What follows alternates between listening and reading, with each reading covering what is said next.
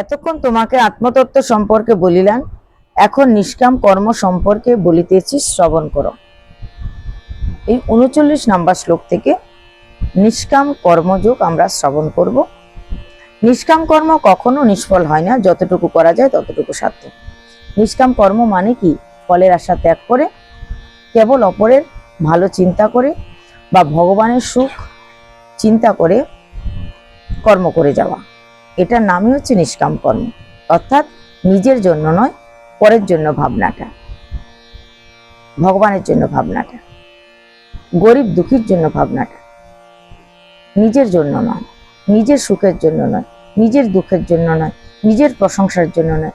কেবল চিন্তন থাকবে অপরের সুখ, অপরের সমৃদ্ধি, অপরের মহিমা। এইভাবে বলছে নিষ্কাম কর্ম করলে সে কখনো বিফল হয় না, অবশ্যই সফলতা লাভ করেন। তো সকাম কর্মী কিন্তু অস্থির চিত্ত। সকাম মানে কোনো কিছু পাওয়ার কামনা বা কোনো কিছু পাওয়ার আশা করে যে কর্ম করা হয় তাকে বলে সকাম কর্ম। তো আমরা যখনই কোনো সকাম কর্ম করব, কোনো কিছু পাওয়ার জন্য কারো উপকার করব বা কোনো কিছু পাওয়ার জন্য কোনো একটা কাজ করব, সেটা যদি আমি না পাই, কোনো কারণে যদি আমার ভাগ্যে সেটা না থাকে, তবে আমাদের কিন্তু খুব দুঃখ অনুভব হয়। কেন? আমি এই জিনিসটা চেয়েছিলাম, এই জিনিসটা পাওয়ার জন্য এই কাজটা করেছিলাম, কিন্তু আমি পেলাম না, তার জন্য দুঃখবোধ। আর যদি আমি কাজটা করছি কিন্তু পাওয়ার আশা রাখিনি, নিষ্কাম ভাবে করছি, তাই পেলেও তো ঠিক আছে, না পেলেও ঠিক আছে, দুঃখটা থাকবে না। না পাওয়ার দুঃখটা আমরা পাবো না। তো এটাই হচ্ছে নিষ্কাম কর্মের মহানতা। তাই যারা সকাম কর্মী তারা অস্থির চিত্ত হয়, তার কামনা বহু। তো সকাম কর্মীর কামনা বহু, অর্থাৎ কামনার ঢেউটা থামে না।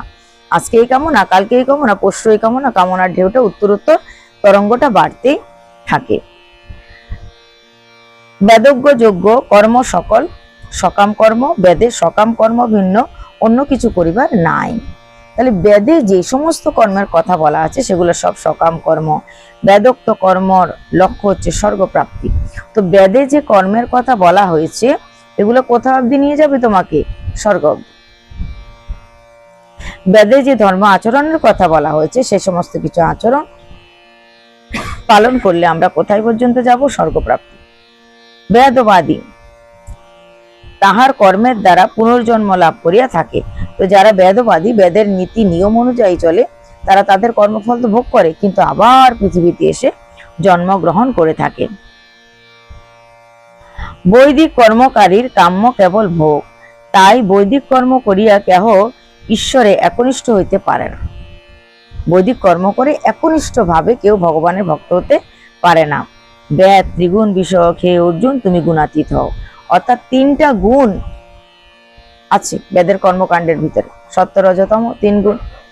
তাই অর্জুনকে বলছে গুণাতীত হও, অর্থাৎ 3 গুণের উপরে উঠে যাও। না তোমার কাছে সত্যগুণ থাকবে, না তোমার কাছে রজগুণ থাকবে, না তোমার কাছে তমগুণ থাকবে।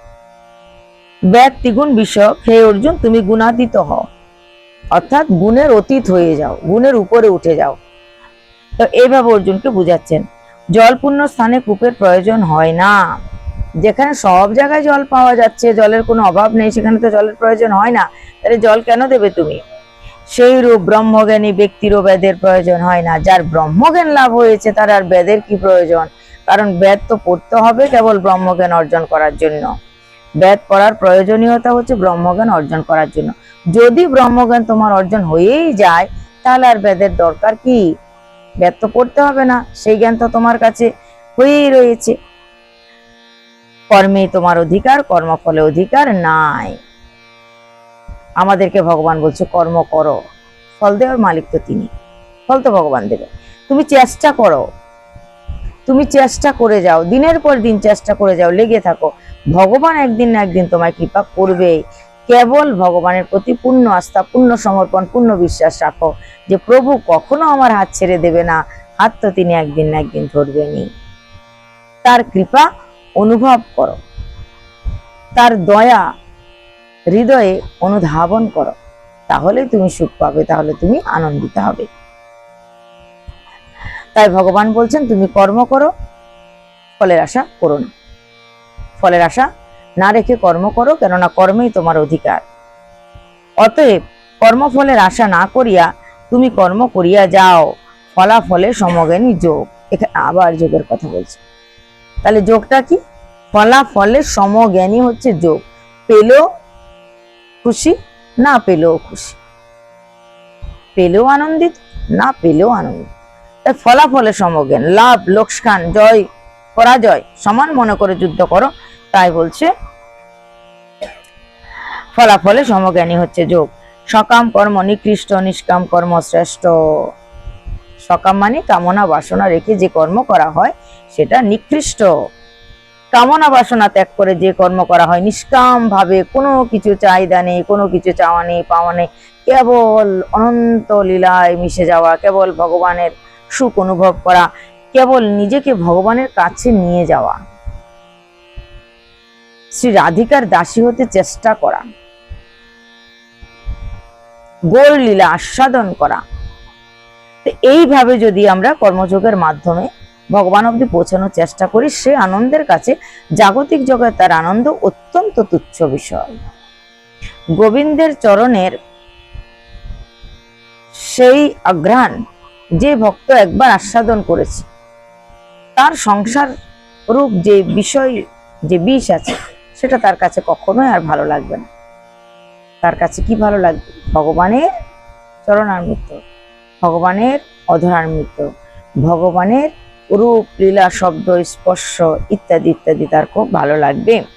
তাই নিষ্কাম কর্মী সে উৎকৃষ্ট, সকাম কর্মী নিকৃষ্ট। আজকে এটুকুই থাক, আগামীকাল আবার শ্রবণ করাবো 50 নম্বর শ্লোক থেকে। জয় নিতাই।